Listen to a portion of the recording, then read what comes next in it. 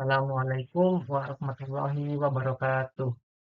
Perkenalkan, nama saya Wisnu Indra Nugraha dengan NIM 22020021. Di sini saya akan memaparkan tentang materi kepemimpinan. Langsung saja kita masuk ke materinya. Pengertian kepemimpinan. Menurut Griffin dan Ebert, kepemimpinan atau leadership adalah proses memotivasi orang lain untuk mau bekerja dalam rangka mencapai tujuan yang telah ditetapkan. Lindsay dan Patrick dalam membahas mutu total dan pembangunan organisasi mengemukakan bahwa kepemimpinan adalah suatu upaya merealisasikan tujuan perusahaan dengan memadukan kebutuhan para individu untuk terus bertumbuh dan berkembang dengan tujuan organisasi. Peran kepemimpinan dalam manajemen. Kepemimpinan lebih erat kaitannya dengan fungsi penggerakan atau actuating dalam manajemen. Fungsi penggerakan mencakup kegiatan memotivasi, kepemimpinan, komunikasi, pelatihan, dan bentuk-bentuk pengaruh pribadi lainnya. Kelebihan dan kekurangan kepemimpinan. Kelebihan kepemimpinan yang pertama ada pengembangan potensi, pengambilan keputusan yang cepat, motivasi tim, dan peningkatan kinerja. Kekurangan kepemimpinan yang pertama ada ketidakmampuan mengatasi konflik, kurangnya kreativitas, ketidakpastian, serta ketidakadilan. Gaya kepemimpinan. Di sini ada 3 gaya dalam gaya kepemimpinan, yaitu ada gaya otokratik, gaya demokratik, dan gaya bebas terkendali.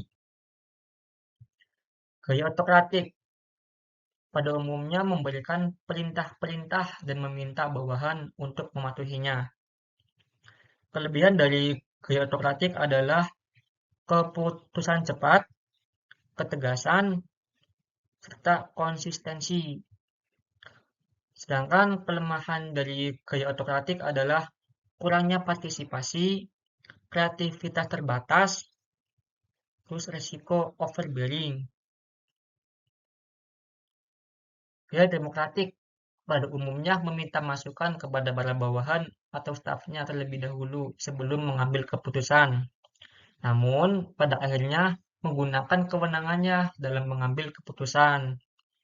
Kelebihan dari gaya demokratik adalah partisipasi anggota, kreativitas, serta penerimaan keputusan. Untuk kelemahannya, proses keputusan yang lambat, kebingungan, dan kesulitan dalam situasi darurat. Gaya bebas memposisikan dirinya terkendali sebagai pada umumnya konsultan bagi para bawahannya dan cenderung memberikan kewenangan kepada para bawahan untuk mengambil keputusan. Kelebihan dari gaya ini adalah kebebasan dan kreativitas, pengembangan diri, dan fleksibilitas. Kelemahannya adalah kurangnya struktur, koordinasi yang kurang baik, dan ketidakpastian. Notasi gaya kepemimpinan. Di sini ada 4 notasi gaya kepemimpinan, yaitu ada telling, selling, participating, dan delegating.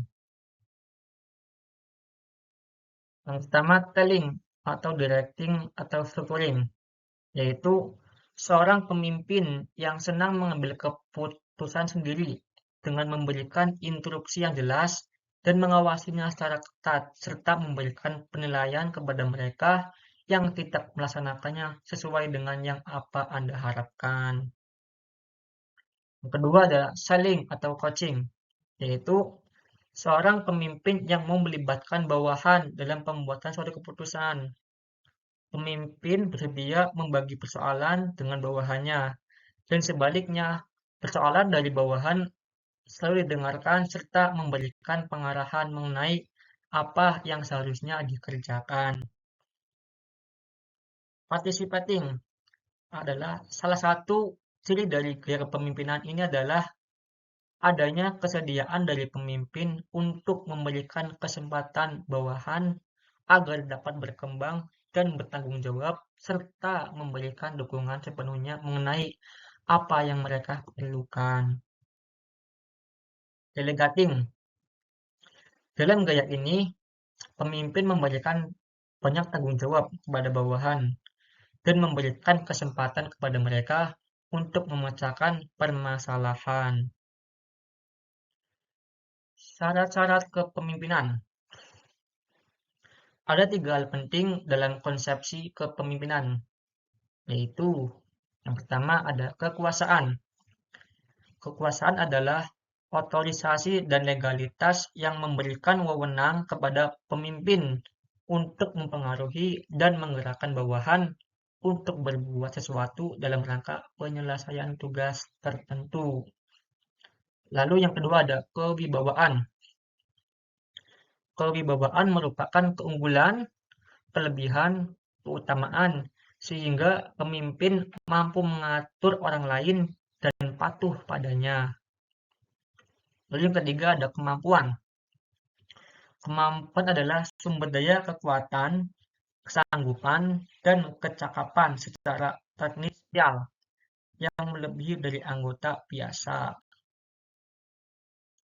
Pustaka 2013 Pembelajaran Kewirausahaan Direktorat Jenderal Pembelajaran dan Kemahasiswaan Ditjen Pendidikan Tinggi Kementerian Pendidikan dan Kebudayaan.